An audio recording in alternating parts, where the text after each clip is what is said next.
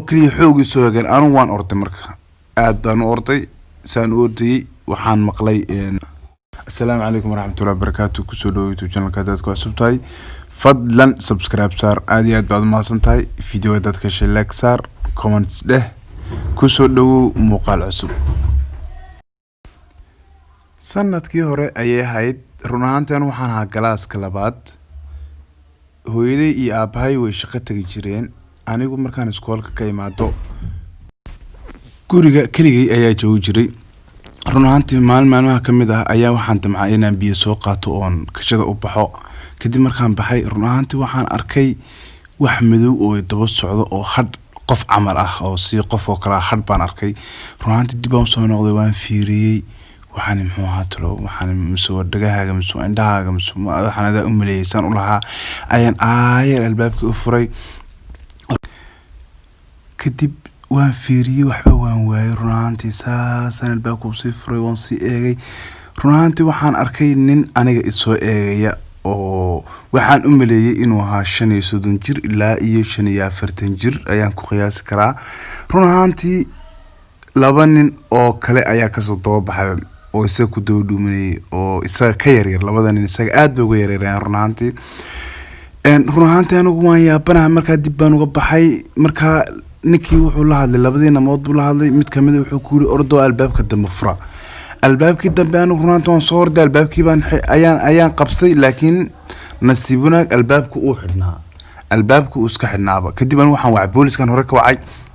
boolisku marka waxay igu yiraahdeen ku jir telefoonka hadaminin saa ugu jir telefoonka run ahaantii maxaan ku jiri karaa anigu aad iyo aad baan u cabsanayay waqtigaas oo waqti aad igu xun bay ahayd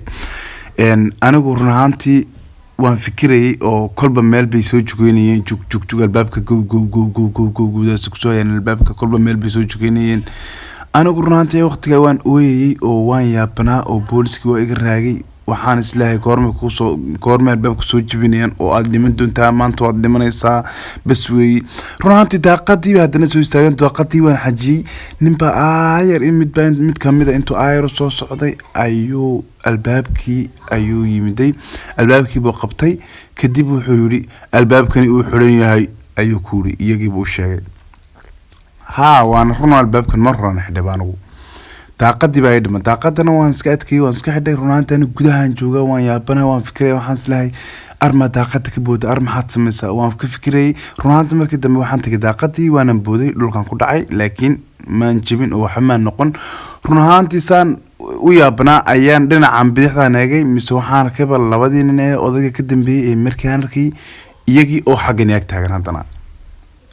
waan yaab run ahaantii aad bay iga qosleen indhahayga saaga yar kala qaadeen oo aayar bay soo eegeen si dad nacam igu faraxsan oo kale